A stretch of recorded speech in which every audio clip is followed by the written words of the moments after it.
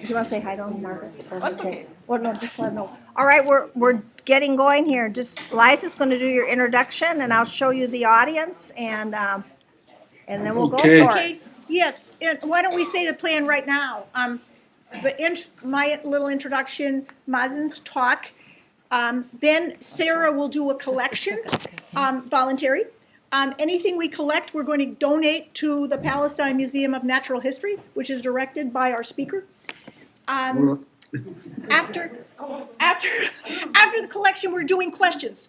I have, my questions went from 3 to 2, although Hit the mine okay. are Hit the cluster okay. questions. Oh, I don't know And- what okay is. Oh, no, wait, Mary has to hear this. Where is she? I'm right here. Oh, so I'll ask my few questions, including Lucia's. Well, I think. And then Florence wants to ask her question, and then we'll do floor questions, and Mary will be in charge of those. And that's the entire plan. Okay, so you probably know there are 2 bathrooms out there in the hall. There's plenty to eat. There's More on plenty the to other drink. side. Get rid of the thing. Can you come get Please rid help of it? yourself. And there are more people over here too. All right, there, everybody here on the. All right. No. Oh, all So right. anyway, yes, I will be done, I hope to be done. You're supposed to keep an introductory speech to 2 to 3 minutes. I've read in my public speaking textbook. Anyway, welcome and thank you for attending this Skype session sponsored or done by the WAM Middle East Committee, that is put on by the WAM Middle East Committee with Mazin Qumsiyeh, live from Bethlehem, Palestine, where it is now after 9 p.m. They're 8 hours ahead of us. Mazin is a Palestinian evolutionary biologist and geneticist who teaches at Bethlehem University and Birzeit University in Palestine. He did his graduate Bethlehem Bible College, too. Oh, Bethlehem Bible College? Also, yeah. Okay, good. I stand not corrected but expanded. Yes. Uh, Enlarged. Yes, he did his graduate work in the United States, and he taught at several U.S. universities, including Yale and Duke. He has written numerous articles and 3 books, and I have a copy of both of the political books, Sharing the Land of Canaan, Human Rights in the Israeli-Palestinian Struggle, which came out in 2004, and Don Olson has a copy of and is happy to sell to anybody who wants to buy it from him. I have a library copy of Popular Resistance in Palestine, A History of Hope and Empowerment. I've been reading it. I highly recommend it. 2011, did I tell you that? Yes. Yes. And you can order either of these books at Mayday, I'm sure. You know, Mayday Books on the West Bank near Midwest Mountaineering. Okay, so also on Mazin's website, www.qumsiyeh.org, you will find an activist manual. I was looking at it earlier today, as a matter of fact. And in his latest human rights newsletter, which is sent to thousands, and I'm sure you can get on the list if you're not and wish to be, he mentions 2 more books in the offing that he has written and wants to get out. So for more information, please see the flyer that's on the table and you may have seen previously, may have brought you to this event. And we also have a handout of a piece that he wrote recently and published in Tikkun magazine. I don't know that I have it with me at the moment, but it is on the table. And let's see. Also, we have the Fall 2 WAM newsletter contains an article by Elaine Bradley on Gaza, you know, quite up to date.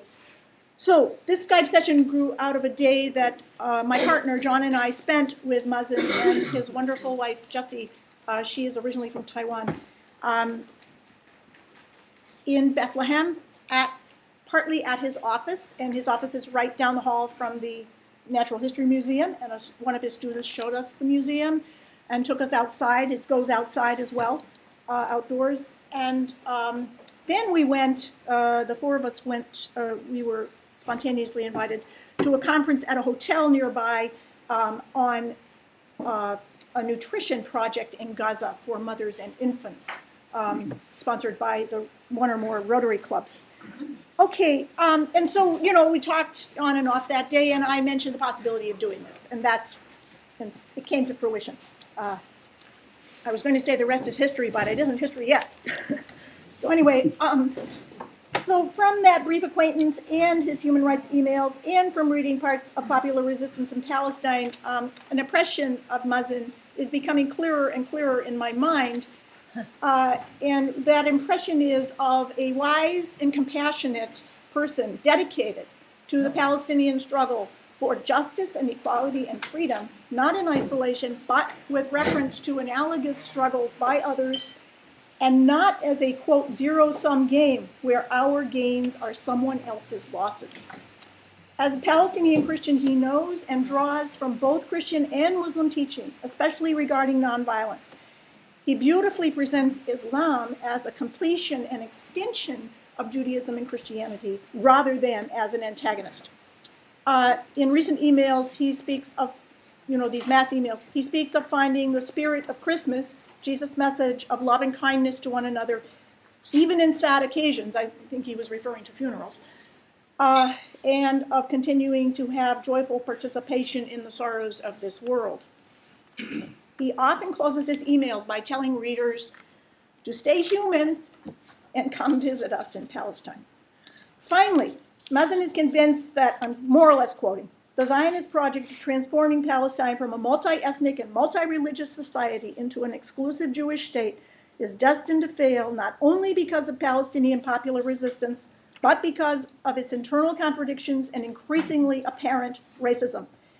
He believes that the BDS movement, boycott, divestment, sanctions, is accelerating the arrival of peace with justice in one pluralistic state. So I think that's enough for me. Really nice. And please help me welcome our speaker. Thank you very much. I'm just wondering first how cold is it outside where you are? Tell him. Oh, it's actually a warm day. Oh, it is. It's in the 30s. It's a little worrisome here. We're having way too warm weather all winter. Then one minor correction, that stay human is actually not my original.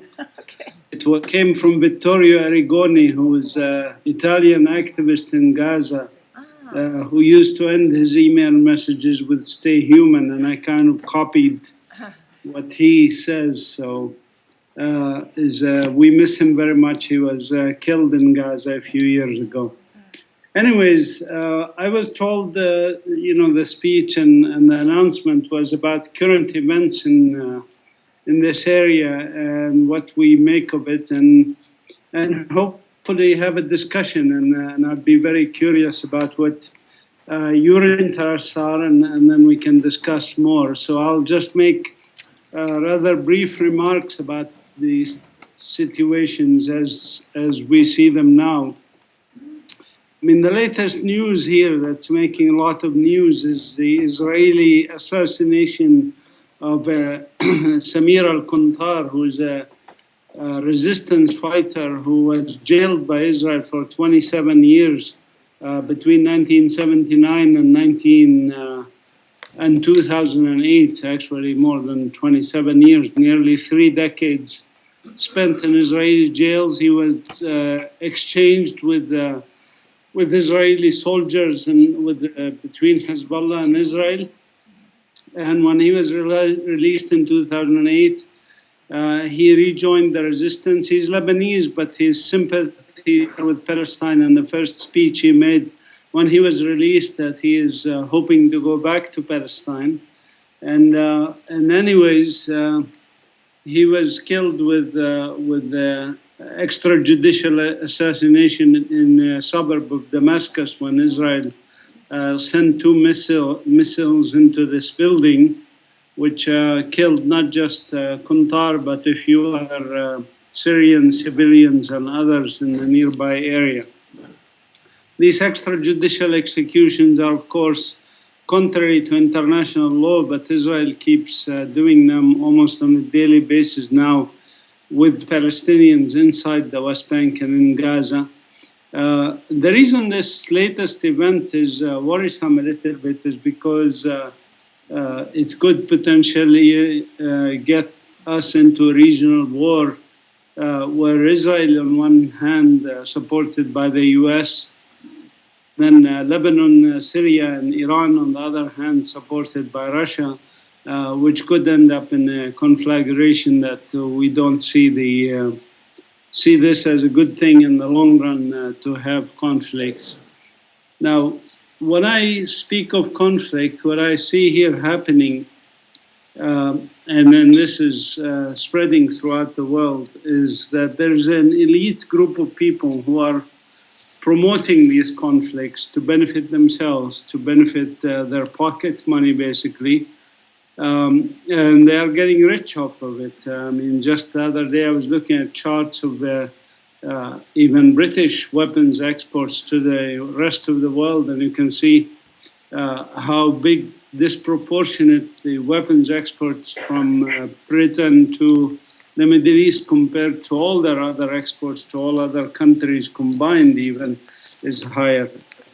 So we have some of the highest expenditures per capita on weapons in these areas, like Saudi Arabia, for example, which while its people are starving and while they are oppressed and while Saudi Arabia executed more people by cutting their throats than even the Islamic State did in Syria and Iraq, yet Saudi Arabia spends much of its oil income on weapons for internal security, and its people are really hungry and starving in some parts of Saudi Arabia.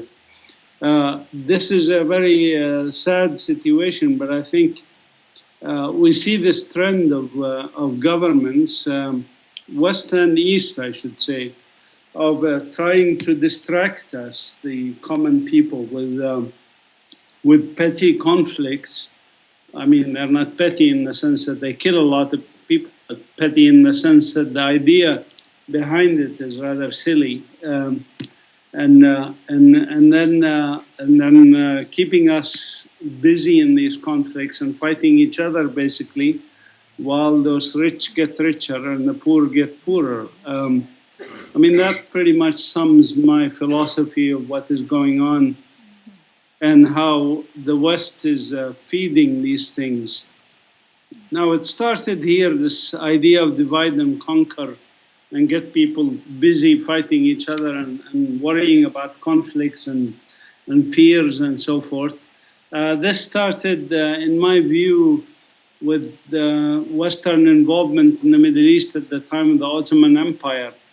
And it reached a crescendo basically in 1916 and 1917.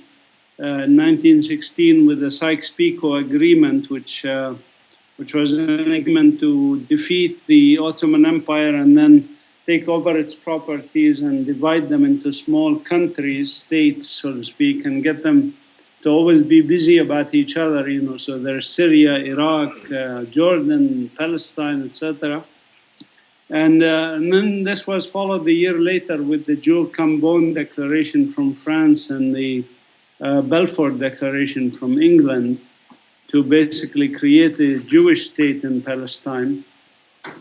And the idea of creating a Jewish state fit perfectly with the Sykes-Picot arrangement, in that it also creates divisions and mayhem and discomfort, if you want, among the local people, because the local people, Christian, Muslim and Jews, lived together for centuries without any problems.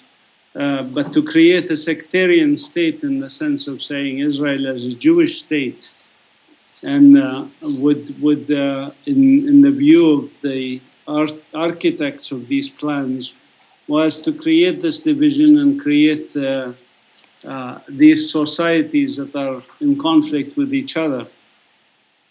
Now, some smart people at the time warned of consequences. Some of them were really far-sighted. I mean, I could even trace some books and articles that talks about in 1916 and 17 that talked about how this could lead to endless conflict, refugees, etc., which is precisely what we saw in the subsequent decades in the Middle East. So refugee crisis that is now hitting Europe with Syrian refugees and other Somali refugees and so on, Iraqi refugees, was foreseen. It was even foreseen by the precursor of the CIA in 1947, which when Truman asked to make an intelligence kind of estimate for what would happen, and the intelligence services all said, if the U.S. Proceeds to push for creation of a Jewish state in Palestine, the following will happen. And then they listed it, and it was pretty accurate predictions in 1947. Conflicts, wars, refugees, people fighting each other, U.S. interests suffering. This was all predicted in 1947.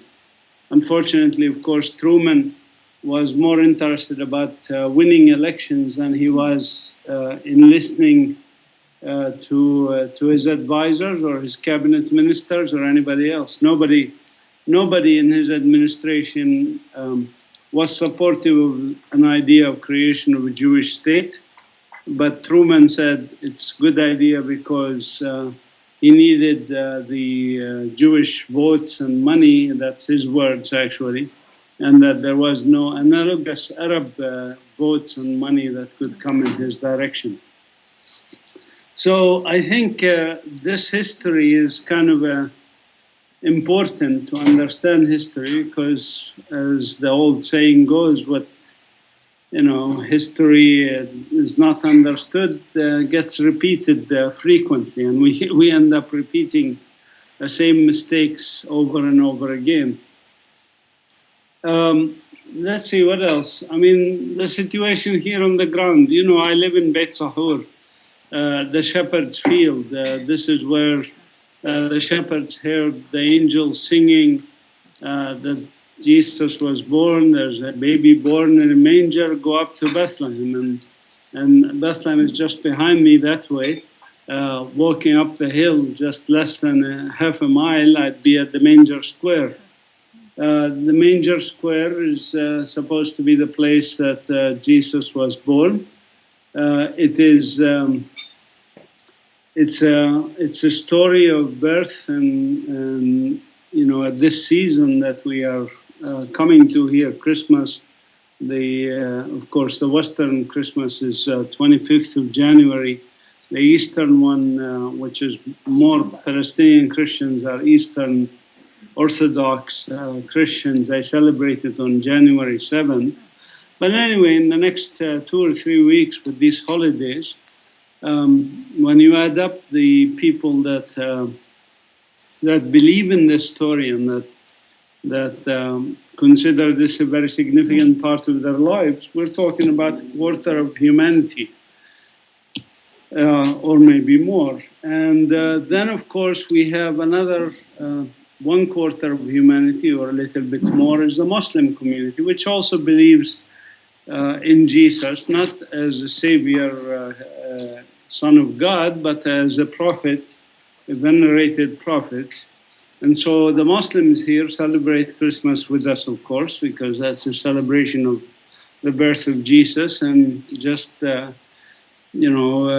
was actually at the lighting of the Christmas tree here in Beit Sahur just 2 days ago. Lots of Muslims and Christians are together celebrating the lighting of the Christmas tree.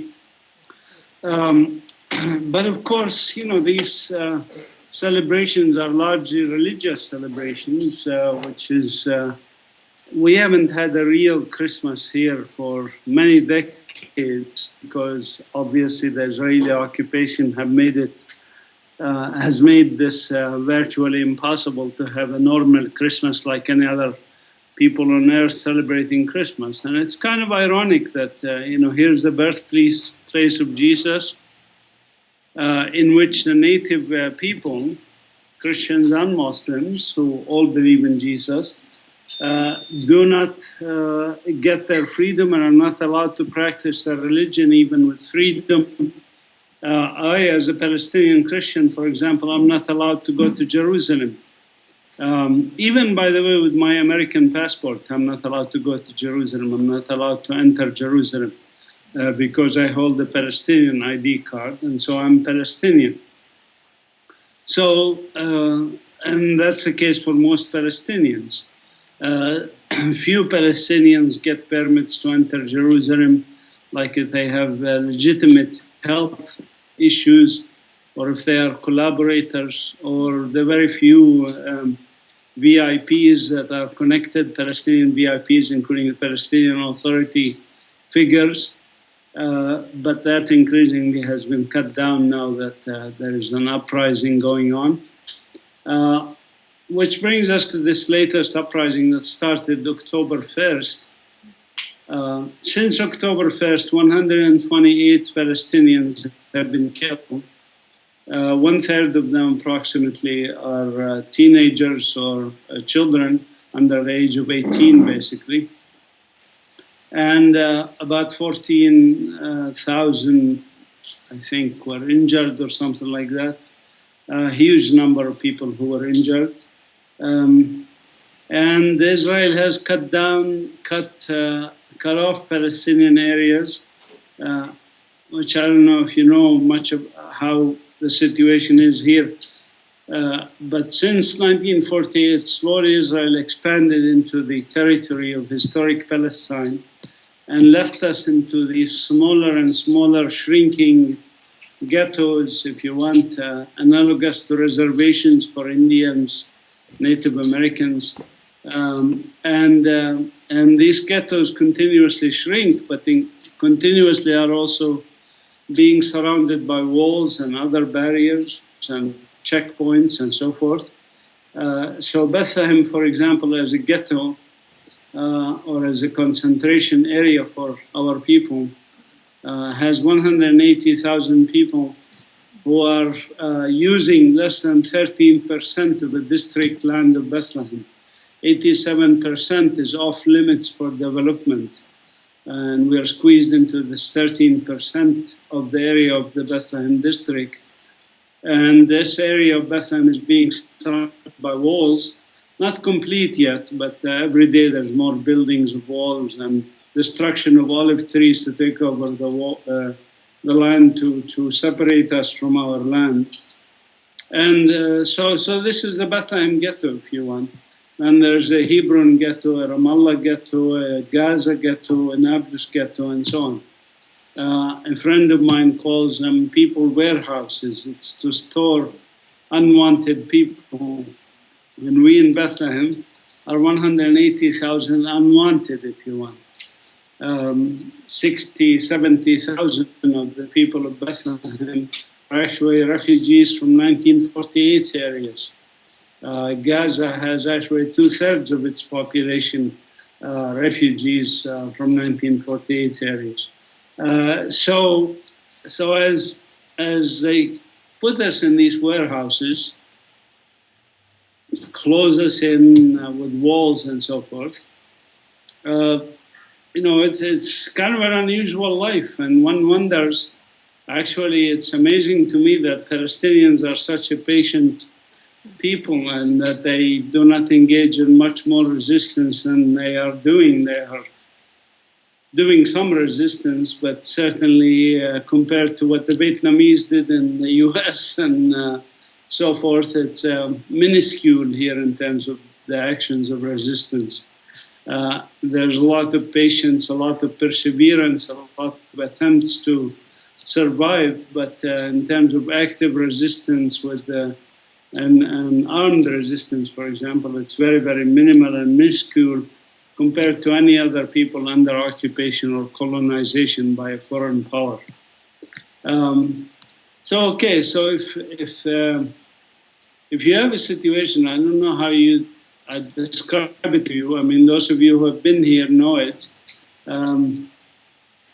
You have Palestinians here who are 20, 25 years old who have never been outside of these areas that they are enclosed in.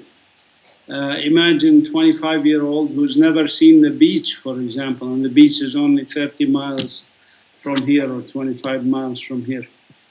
So it is a really very difficult situation for most people here, and so occasionally, of course, people resist and go into these uprisings. This one is number 15, perhaps, of the different uprisings that we've had. We've had one since the time of the Ottoman Empire, and then under the British rule, we had 3 of them: 1921, 1929, 1936, and so on.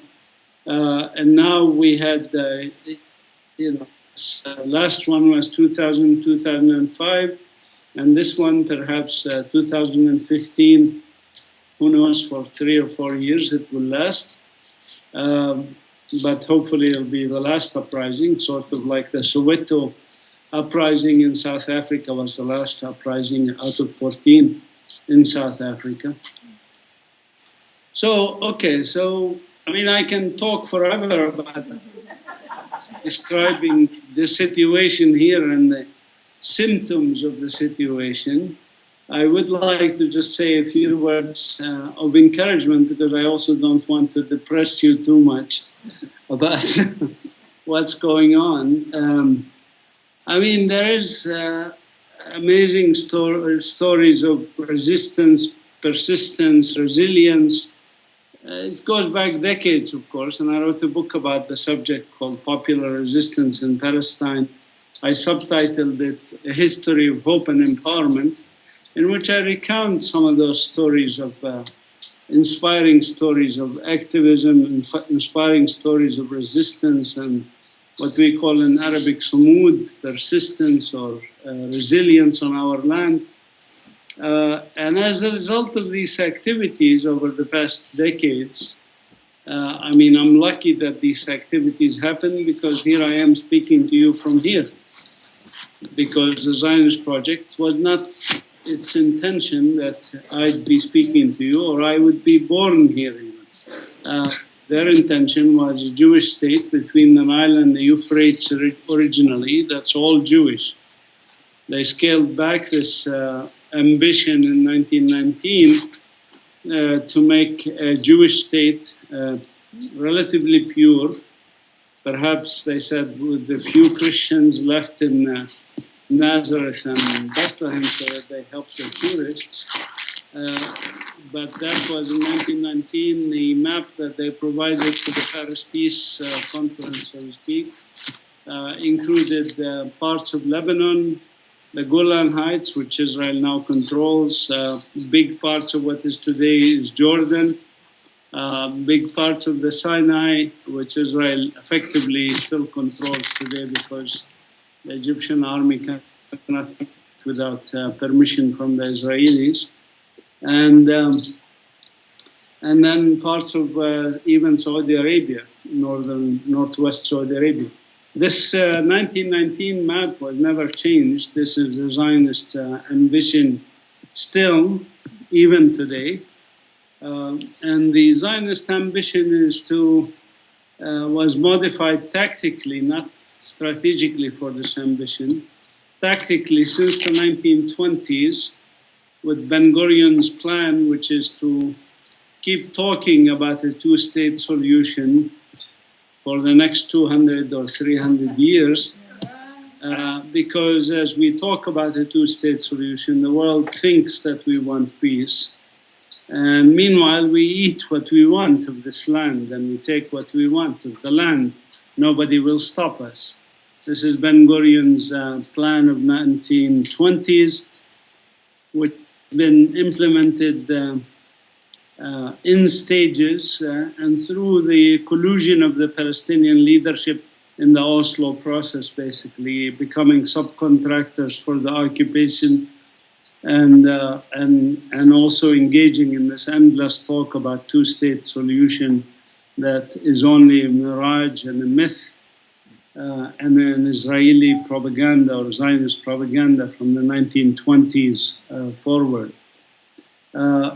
This is the situation as I see it. The positive, of course, is that between the River Jordan and the Mediterranean, there are 6.2 million people.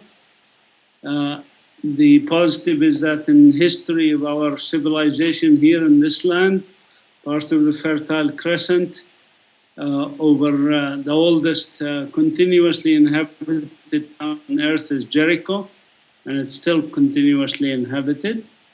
In this 10,000, 12,000 year of history, there has not been 1 year of success for projects similar to the Zionist projects that talk about creating a state for one religion or one community or one sect or one thing or another. The Crusaders, for example, tried and failed miserably after 130 years of destruction here. And Zionism is tried and failed also miserably. I say failed past tense, not future tense. I think it is your duty and ours to just show the Israelis that they shouldn't keep, keep this charade of a Jewish state that has been causing pain for us. And if we gain our freedom, if we have equality here, a state for all its people based on human rights and justice, this is a win-win situation, as you mentioned in your introduction to me. I believe it's not, as Martin Luther King and many others have said, we either die together as fools or we live together as fellow human beings. There's no third option. And so I think we have to live together as fellow human beings. I think the best antidote for not being pessimistic or falling into despair is action. And so I encourage you to act, and I'm sure you are doing a lot in your neck of the woods.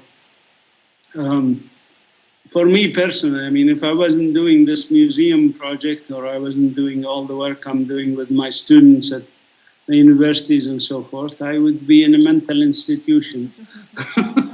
It's a way to distract myself from thinking too much and just act, or as another person once said, we have optimism of the will, pessimism of the intellect. So it's optimism of the will. The optimism is because we really have no other way to live. We can either join the dark forces that want us to kill each other, or we can join the forces that work for coexistence and equality and justice. And this is what I call a win-win situation. I will stop here, and I'm happy to answer questions and expand on any of the areas I touched on very quickly, for any areas that you in the audience is interested in, because I'm sure you have a lot of interest in different areas. Thank you.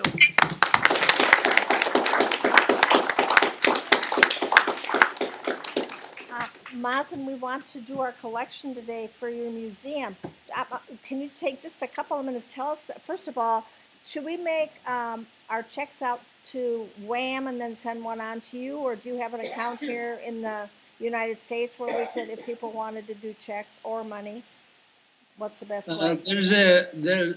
We are part of Bethlehem University, and Bethlehem University has a U.S. registered charity 501c3 tax deductible, Bethlehem University Foundation, basically, in Washington, D.C., and you can send the donations to them. If you go on the Bethlehem University website, you can see that. But please tell them that you want it dedicated to the museum. Yeah. Not that the other programs at Bethlehem University are not worthwhile, but And the name of the museum is? could use support. And the name of the museum is the? And then maybe let us know by email. You can let me know, and I'll follow up to make sure that we receive the money. So if you want to donate it to WHAM, and then WHAM can send one check or something, that would be nice. Okay, that'll probably be simplified. Or And something like that. it's the Palestine Museum of Natural History. Is Yeah, that- yeah. but as I said, the Yeah. checks are to Bethlehem University Ah. Foundation, Oh, and just say on the check, on the memo or something, on an accompanying note, Yeah. that it's dedicated to the museum. quick description of the museum. Okay, so we're not just a museum in the sense of a museum, we have like an institute of biodiversity and sustainability. And the idea is to develop mechanisms for people to live in this country under very difficult circumstances. So what we're trying to do is get volunteers together and activists and students and get them to work together, especially focused on three areas: research on our environment, and then education about environmental conservation and sustainable living, food security, things like that. And the third is basically conservation of our natural resources and biodiversity. This is part of our mission at the museum, and our motto at the museum is respect.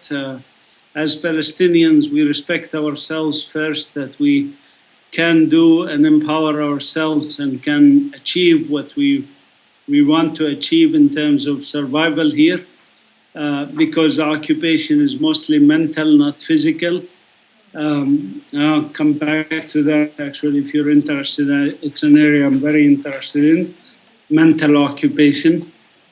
But anyway, respect for ourselves, and then respect for others, regardless of their background, religion, etc.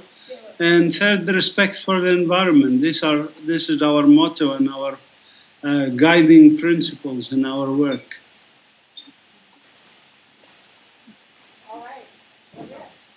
Oh, so should we move on? Okay, we're moving on to Q&A, questions and answers.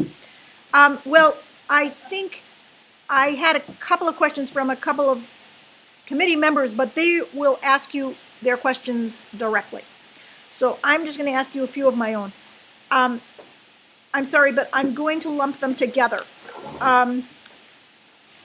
You did talk about the Middle Eastern context, the regional context, and I was just going to ask about the impact of all that's going on, mainly war, on the Palestinian, on Palestinian existence, let's put it that way. But maybe you feel that you have said enough about that. So that's one area. And I was also going to ask you, well, this is kind of a mixed bag. If you would tell us is the Al-Aqsa, whatever Israel is doing in regard to the Al-Aqsa Mosque, is that what ignited, so to speak, this current uprising? And if so, what is that, or was it? Maybe I should go with that, and then I'll come back to my other questions. Okay, let me start with that second question, and then I'll come back to the regional issues. The issue of Al-Aqsa compound, the holy sanctuary there's actually two main mosques there, Al-Aqsa Mosque and Dome of the Rock. And Al-Aqsa Mosque is far more significant, even though the pictures sometimes they'll show a Dome of the Rock and they'll say this is Al-Aqsa, but it's actually the Dome of the Rock, which is not Al-Aqsa Mosque. Al-Aqsa Mosque is the one that Muslims believe that the Prophet Muhammad made his night journey to it. So it's a very significant site there.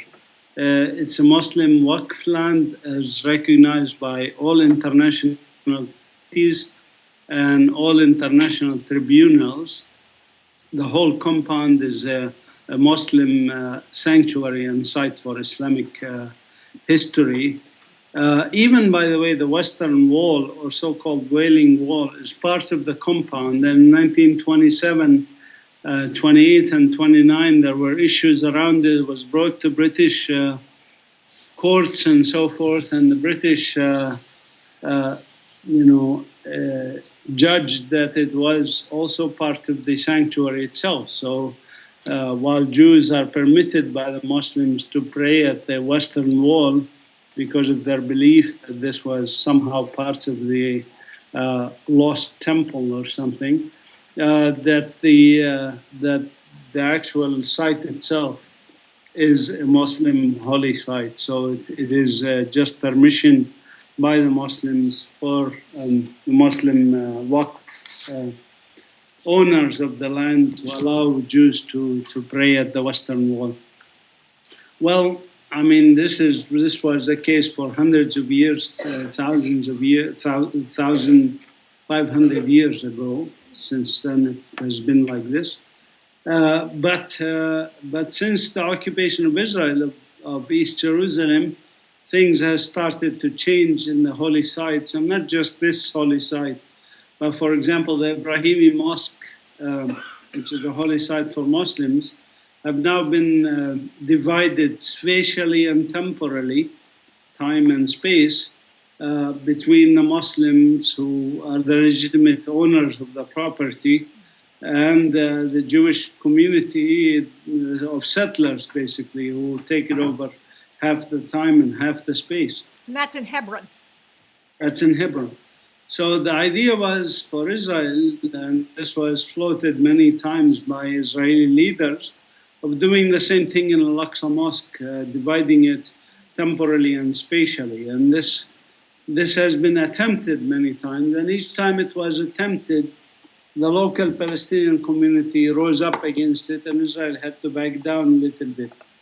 But the latest attempt, yes, it helped ignite the uprising, not in the sense that it by itself was a cause of the uprising.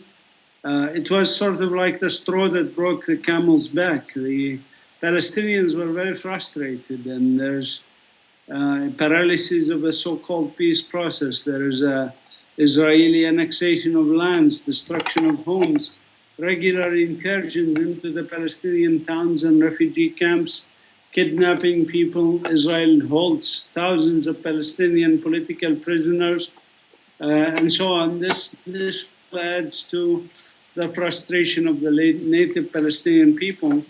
And then Israel went in on this rampage. I actually think I trace it to two things that started this. One is this entrance blatantly into the Al-Aqsa Mosque by Jewish radical extremist settlers who are outspoken about wanting to destroy the mosques and replace them with a temple. But that was one part of it. The other part of it, I think, is not significant. People don't talk about it very much. But it's the burning of the Dawabsha family that happened back in July. The Wabsha family settlers just threw, Molotov cocktails into their house at night when they were sleeping. The mother, the father, and one child died of their wounds, of their burns. There's one child surviving. I think he's like 7 years old or something. And the killers are known. I mean, the Palestinian community knows the killers.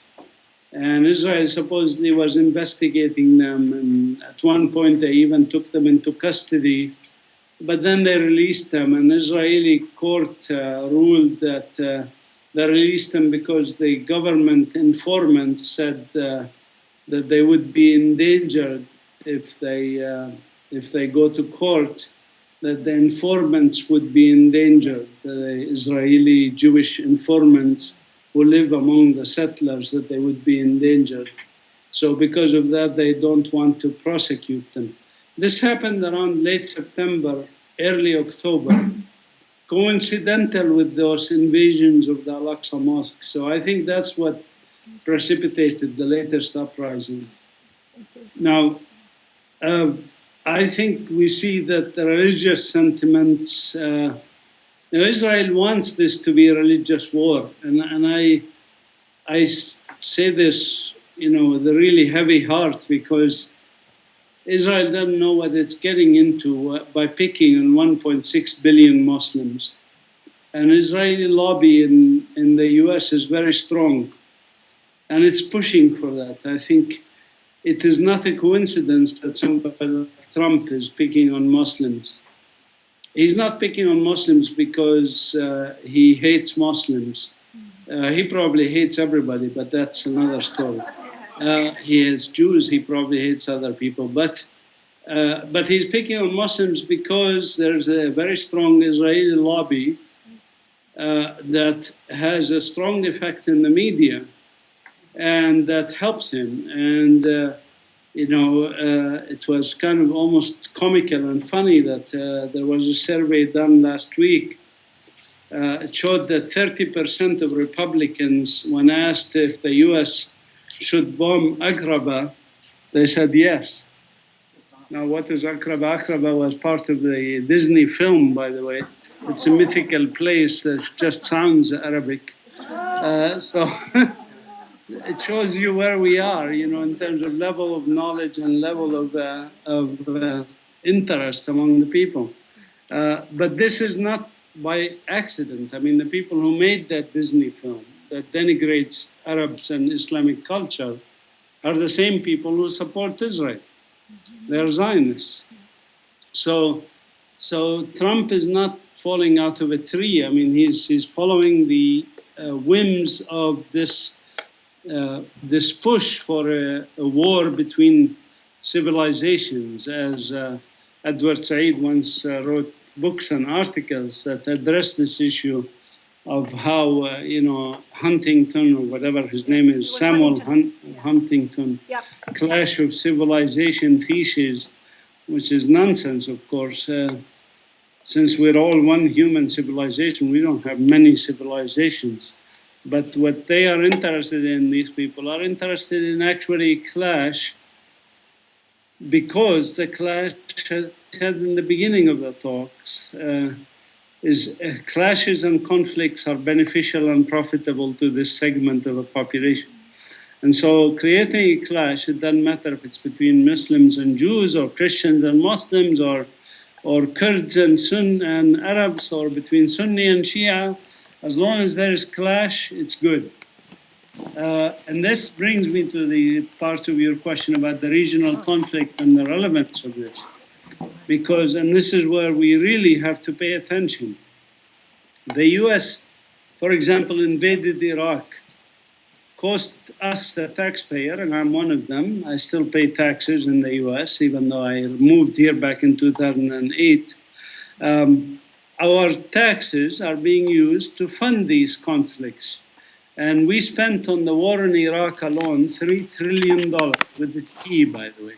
We have, as you know, a debt to our grandchildren, US taxpayer grandchildren, of $11.5 trillion so far. $3 trillion of that is thanks to the war in Iraq. Now, who pushed for the war in Iraq and why is an important question that very few people are asking. And even among my leftist friends in the US, they confuse the issues and say it was about oil. Blood, no wars for oil, no blood for oil, etc. I say, I'm sorry, but it was not about oil. It was about Israel. And that's the main reason we pushed for a war in Iraq. It has nothing to do with the oil. Oil companies and the oil executives were against the war in Iraq. And the history shows that we actually didn't end up with the war with the oil of Iraq. Chinese and Russian companies are now outbidding the US in the oil for Iraq. So it was strictly about the idea by these neocon Zionists, like Richard Perle and Wolfowitz and others, that this would be good for Israel to attack Iraq and remove Saddam Hussein. I'm sure now they regretted it, because removing Iraq as a big antagonist of Iran strengthened Iran and strengthened Syria and strengthened Hezbollah. So it was counterproductive in their planning, and what they planned and what they got is two different things. So the regional context, in my view, is important to look at as the same struggle. The struggle for Palestine is a struggle in Syria now.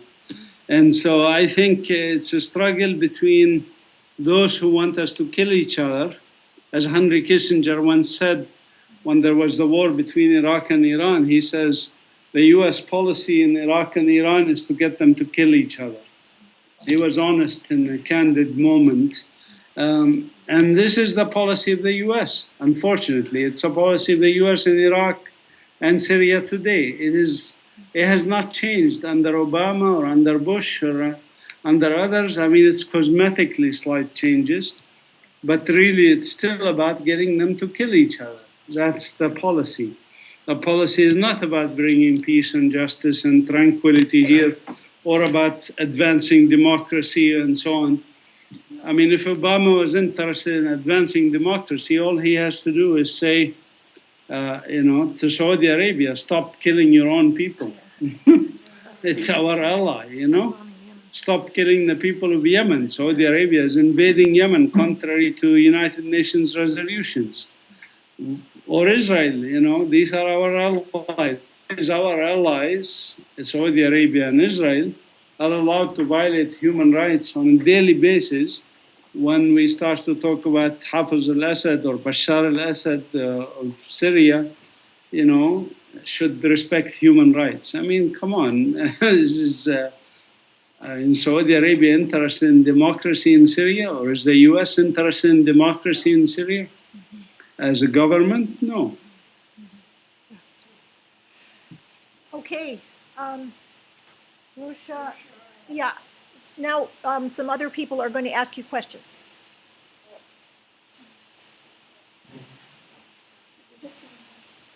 Hello, thank you. My name is Lucia, and the only time I have been in the West Bank was during what we now call the First Intifada, when I was a more hopeful person than I am now. But I remember standing in Bethlehem on the property of a house, really a small apartment building that had been demolished by the Israeli military because some young boys who lived there, Palestinian children, had thrown some stones at a jeep, at a military jeep, and so that whole building was destroyed. And there was, I met an elderly man who lived there, about 90 years old, and a little infant in his mother's arms. That infant would be about 25 years old today. And I wonder, can you talk about that policy of house demolitions and whether it continues as a military policy, and if there's ever any hope for getting permits to rebuild households? Okay. The Zionist policy of home demolitions started actually in the 1920s when Britain came over Palestine, ruled over Palestine in 1918. After 2 years, they appointed the first High Commissioner of Palestine. His name was Herbert Samuels. And Herbert Samuels was a Zionist, Jewish Zionist from Britain. He was the first Zionist ruler of Palestine who implemented the first collective punishment of Palestinians, if you want, in the sense of home demolitions. So when there was uprisings or when there were disturbances or when anybody did something, let's destroy their houses, because they understood that Palestinian culture, we do not deposit money in banks. When we have money, we build a little bit in a house. And when we have more money, we build another few bricks in the house. So the house is a Palestinian investment in the future, basically. And so destroying houses was a policy of demoralization and collective punishment instituted in the 1920s, and removal of Palestinian villages started even in the 1920s under Herbert Samuels to transfer the land ownership to the Zionist movement. And then it accelerated, of course, in 1948 when Israel demolished, as it was being created, destroyed 530 Palestinian villages and towns, completely ethnically cleansing them of their native people. So we're talking about tens and tens of thousands of homes that were destroyed between 1947, November 1947, and December 1949, and even beyond. And then, of course, it continued in the 1950s and 1960s and 1970s. So it never stopped as a policy of Zionism of destroying homes, because it is a natural and intrinsic part of a colonial ideology, which is, what's a colonial ideology? Is you have a country that's multi-ethnic, multi-religious, multicultural, and you want to change it to the Jewish state of Israel. How are you going to do that? You have to remove the native people from their property, from their land. And this cannot be done nicely. You cannot come to somebody's home and land. I cannot come to your house and land and say, hey, I like your house. Would you please kindly move away so that I can take it over? You know, it doesn't happen that way. It has to be done with violence, with destruction, with using whatever excuse. You know, yes, they threw a stone at an Israeli jeep, or yes, they tried to stab an Israeli soldier, or whatever. You come up with the excuse as you need it to justify what you are doing, which is ethnic cleansing. If you want more detail on this, I recommend Ilan Pape's book called The Ethnic Cleansing of Palestine. It's a detailed book. He's an Israeli historian, used to be at Haifa University, now is in England. A very remarkable book, and how candid it is about the Israeli policies of destruction, ethnic cleansing, home demolitions, etc.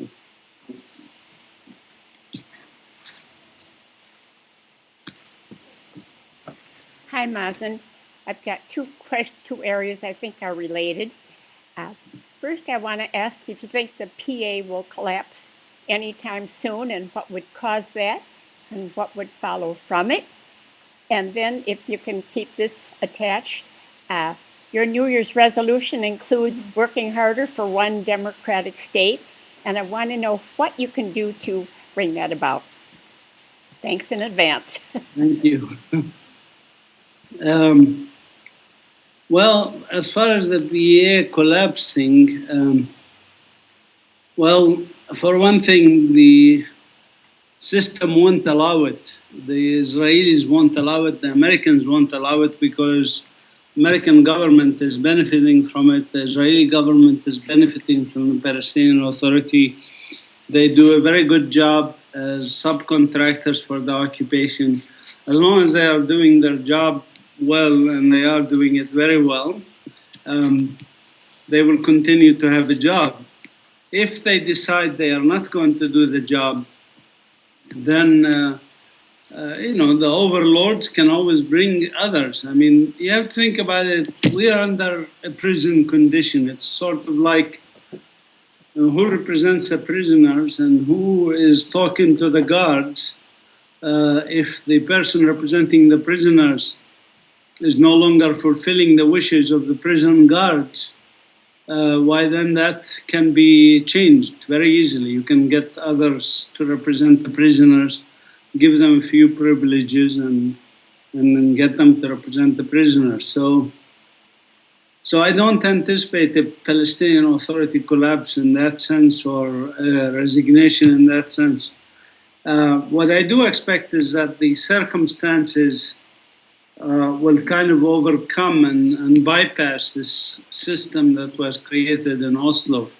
And we already see this with the young people on the streets today in the Palestinian areas, which are listening to any Palestinian Authority figure or anybody else. They are just doing what they think is right, going out, demonstrating, throwing stones at the Israeli soldiers and tanks and so forth, or even individual Palestinian young people taking matters into their own hands, like driving a car and trying to hit some Israeli soldiers in the street in their village, as the occupation army is always in Palestinian villages.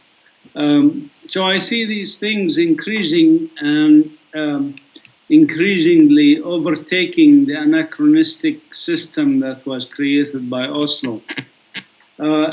As far as the one democratic state,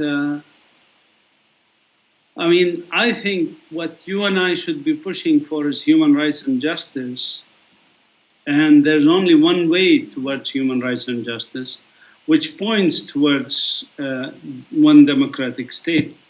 Logically and in any level you think about it, and I wrote a book about the subject called Sharing the Land of Canaan, because I explained in this book that at any level you look at, whether you look at it in terms of the environment, how we share this environment, you cannot split the environment into two countries in such a small piece of land. Or you look at it in terms of Jerusalem, for example, or you look at it in terms of the refugees, Palestinian refugees. 7 million of us are refugees or displaced people. What are you going to do with them? Say, well, sorry, you cannot go back to 78% of your country because now that's a Jewish state and must remain a Jewish state. How are you going to deal with all these issues? The best way to deal with them in the most sensible and logical way and the most reasonable way and the way that actually is the most likely to happen is through some form of reconciliation and justice. And that is something that leads you to a one-state scenario. I would say one other thing. I mean, show me in history any colonial, anti-colonial struggle that was stabilized, let alone resolved, via a two-state solution. I mean, in history, it doesn't exist. There's no such thing. Colonial, anti-colonial struggles have certain features in common in terms of the struggle and in terms of the outcomes. I mean, one possible outcome for colonial, anti-colonial struggles is, if the land is large and you minimize the number of natives to a point where they're manageable in reservations or whatever, then that stabilizes the situation.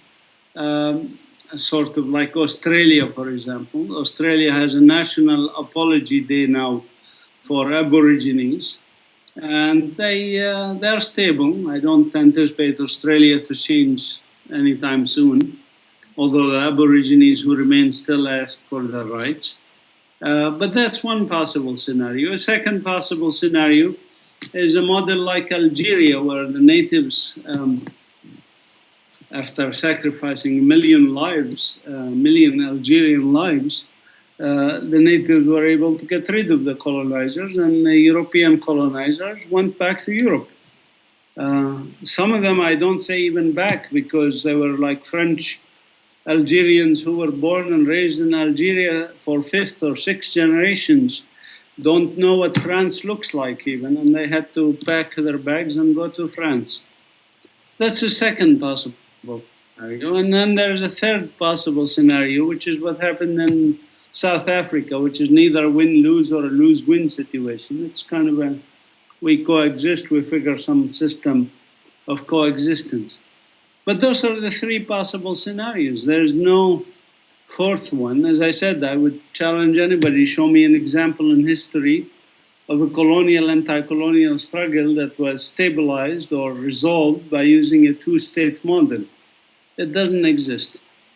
So you can push for any one of these scenarios if you want. I personally push for the scenario of coexistence and equality because it's what's right and what gives us human rights. And that is, that's the most likely, in my opinion, also to happen in terms of logistically.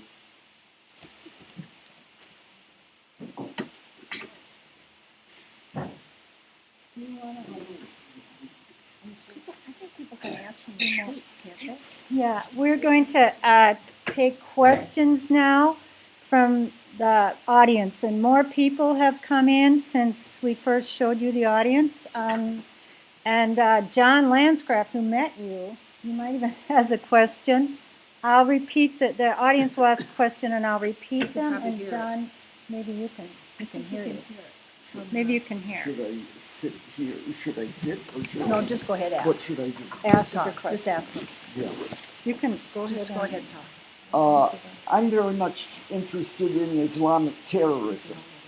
And, of course, the worst example of terrorism in the United States was in 2001, in September 11th, 2001, when 3 buildings were destroyed.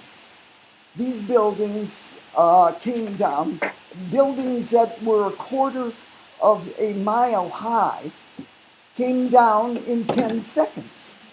Then, not only did the cement the cement was completely turned into dust when these buildings came down and all. I wondered if you, and this is the same thing as controlled demolition in the United States, where buildings are brought down. They come down in a very short time like this. All the cement goes up in dust. Anyway, in order to prepare a building for demolition like this, it takes 2 weeks or so in each building. And I'm just wondering, I wanted to ask you, do you think any of the named Islamic terrorists were able to bring the buildings down like this? Okay, thank you. I was actually in the U.S. at the time. I was in Connecticut, very close to New York, and I knew many people in New York, and I was very, of course, we were very distraught at the time, and we held vigils, and I was frantically trying to call my friends, and all the lines were cut, and it was very difficult to reach people to find out if they were safe or not. And many Muslims were killed in these terrorist incidents. I personally think there's lots of questions around what happened on September 11, and the government at the time was under President George Bush, who came and gave us the first speech after the incident. And what did he tell us to do? Do you remember what he asked us to do? Go shopping. He said, go shopping.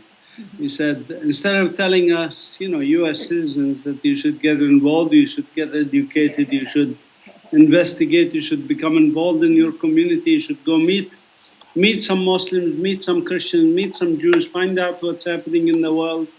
No, he said, go shopping, leave this to us, we'll deal with it. This immediately raises alarm bells, rings bells in my mind. That tells me, again, it goes back to my theme, which is, what do governments want from us? They want from us to keep them rich and keep busy hating somebody, fighting somebody, kicking somebody's butt somewhere in the world. That's what they want us to do. And I don't know all the details of what happened on September 11. I think the commission that investigated it did a horrible job. I watched some of the investigation, and you can even see it in the questioning. For example, one Hamilton, I think, was the chair of the committee. And when some American generals were asked about motivation of the killers, and they started to talk about Israel, Hamilton would shut them up. He would say, shut up, this is not your business, don't talk about that. Talk about the techniques and the bombing and so forth, and which is silly and stupid, because the first thing you would ask in a crime scene, and this was a crime scene, is motivation. What's the motivation? I mean, to me, you see somebody killed, I need to know the motivation. That leads you to the killer. If we don't understand the motivations, we're not going to solve the crime or address it, prevent it from happening. Again, the motivation was never discussed in these reports, lengthy, big reports that were distributed in books that are about this thick, that did not discuss any of the motivations, right or wrong. I think it's kind of remarkable. So I think there's lots of questions to answer about that. But I would urge you and everybody else to focus on the main point, which is, number one, governments lie to us. That should be given. Governments generally lie to us about different things. And history, we know that there's a lot of lies by our governments to us. I'm talking about all governments, Israeli government, American government, Palestinian government, all governments, they lie to their people.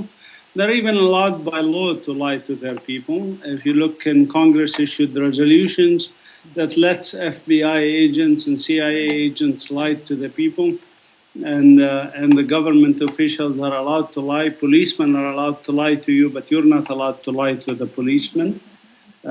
So there's a laws that allow them to lie also.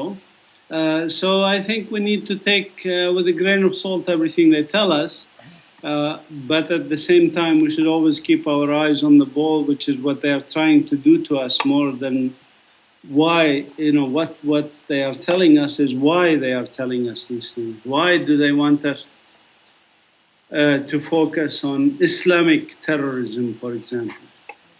I think that's an important question to ask. Another question?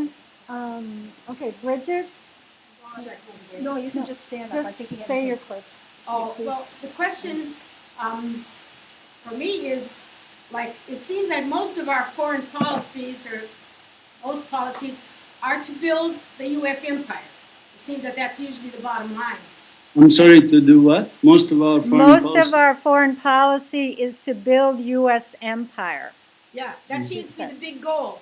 So I don't know, I can't figure out how the policy for them to kill one another, and it says that that's what Kissinger was thinking of, if they could just kill one another.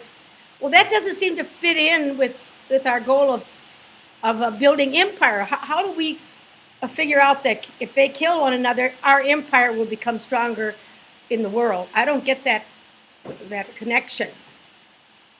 Well, it's a classic colonial divide and conquer.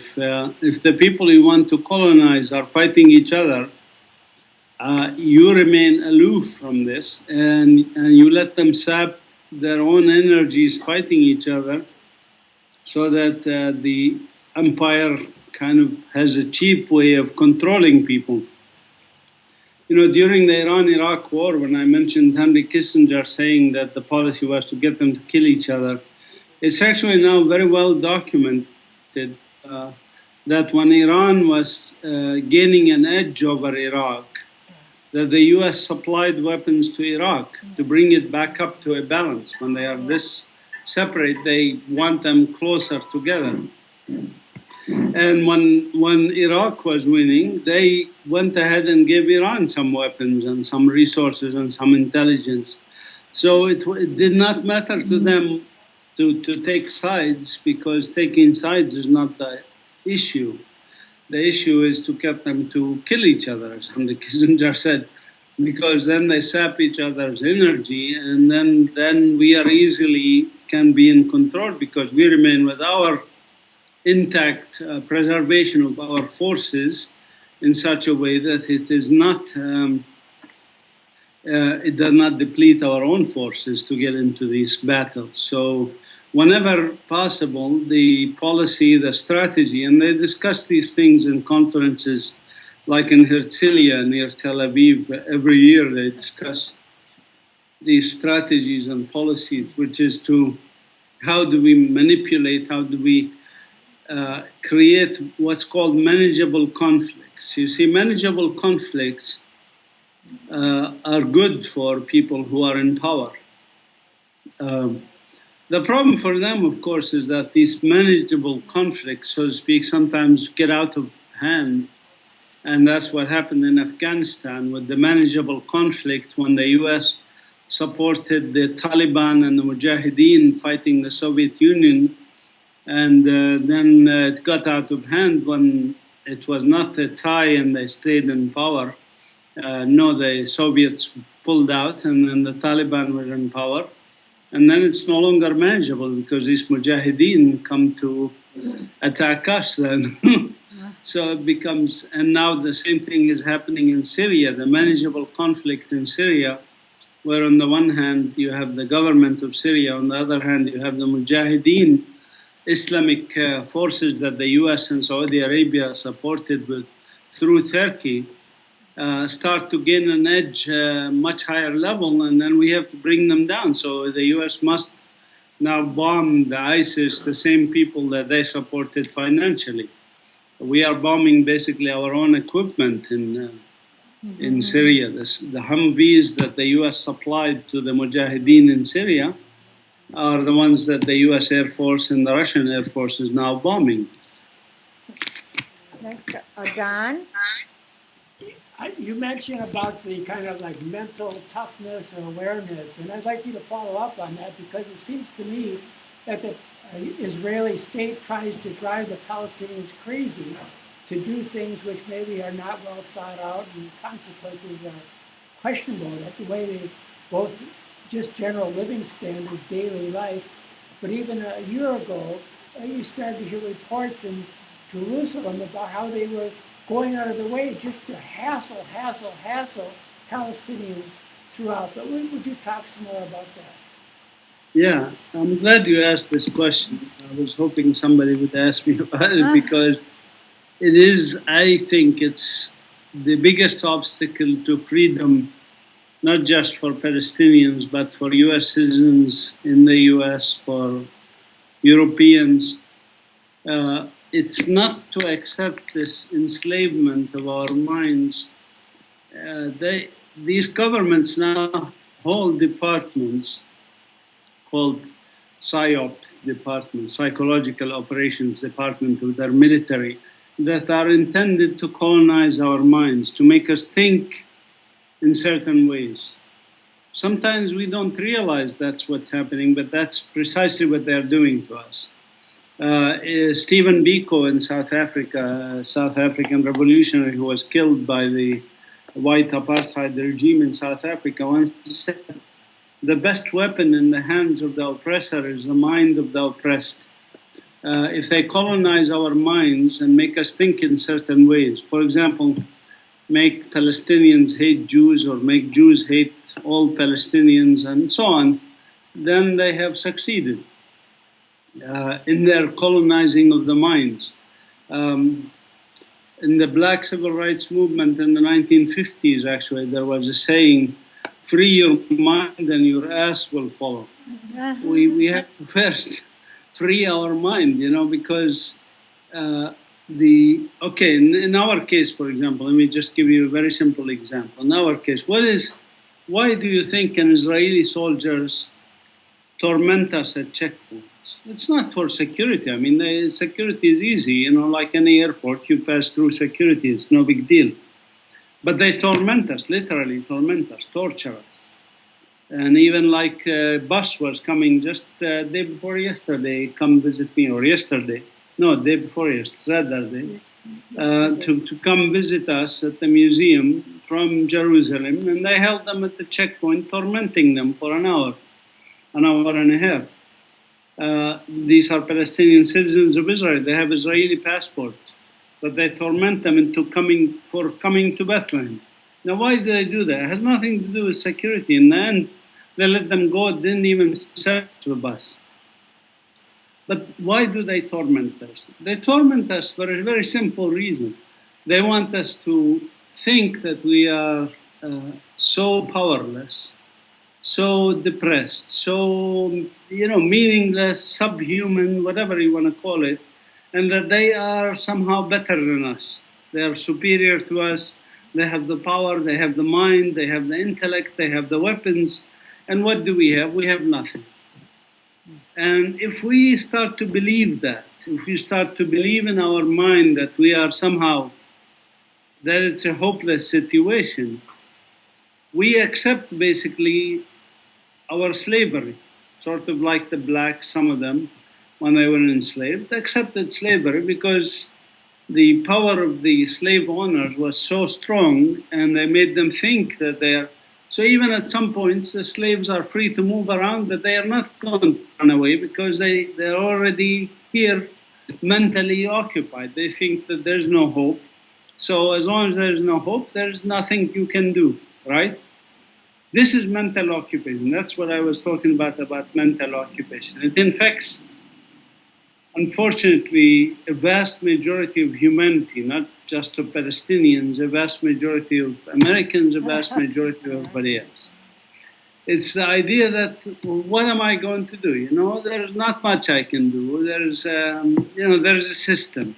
For example, you know, let's take American elections. Well, yes, there is a game, by the way, the Democrats and the Republicans, and they go back and forth, but ultimately, doesn't matter whether it's Democrat or Republican, you end up with corporate control of America. But that's what they do to our minds. They make us think that we are powerless, that we cannot change this situation. And that's why, as I said, George Bush said, go shopping. Because he wants you to think also that you cannot change anything in politics or reality or so forth. Of course we can, and we did. And read Howard Zinn's, for example, book. There's a book called A People's History of the United States. To see that common people like you and me, do change history. In fact, that's the only way history changes. That's how we ended the war in Vietnam. That's how we got women's right to vote. That's how we got the 40-hour work week. That's how we got the civil rights. That's how we got just about everything. You know, that's a meaningful things in America. We got them through people power, through, not, by the way, because we elected Democrat versus Republican. It's because we pushed against whoever was in power, whether it's Democrat or Republican. So I believe that's a freedom. That's the freedom is in the mind. Once we have the freedom in the mind, we can change things. We can change things locally in the school districts, in the municipalities in America or in Palestine, and we can change it also globally. That's why the saying, think globally, act locally, is apt, is appropriate. I'm all set. Thanks. Thank you. Karen had a question. Yeah, this actually will tie into. I didn't know John was going to ask that, but thank you so much for your wonderful talk. I wanted to ask about the recent elections in Israel, and you were talking about our elections that are coming here.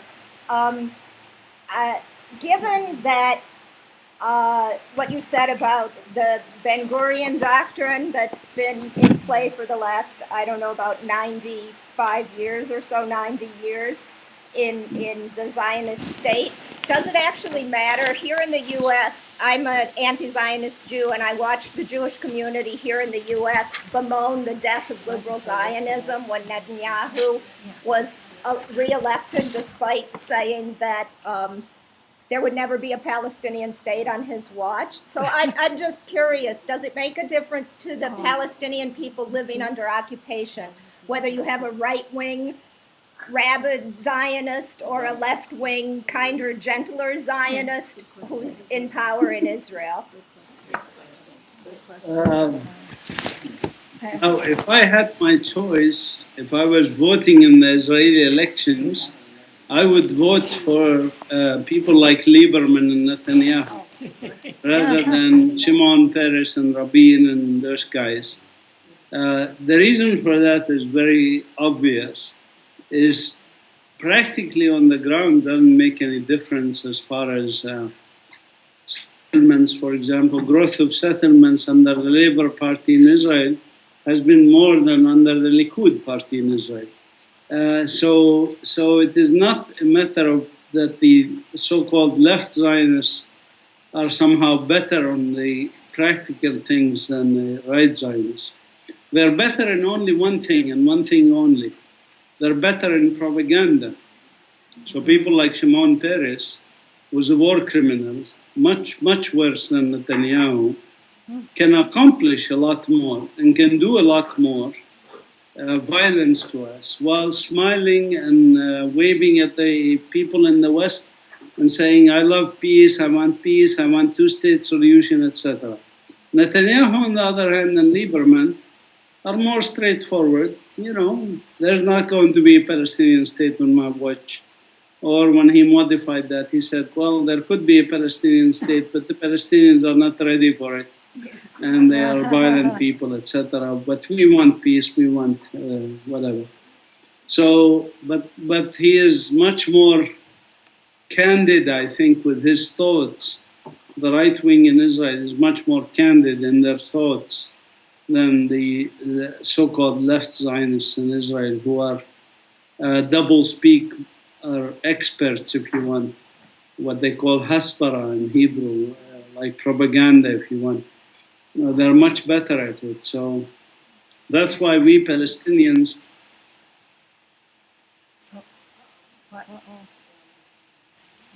We can't hear you. Can you hear us? We can't hear you.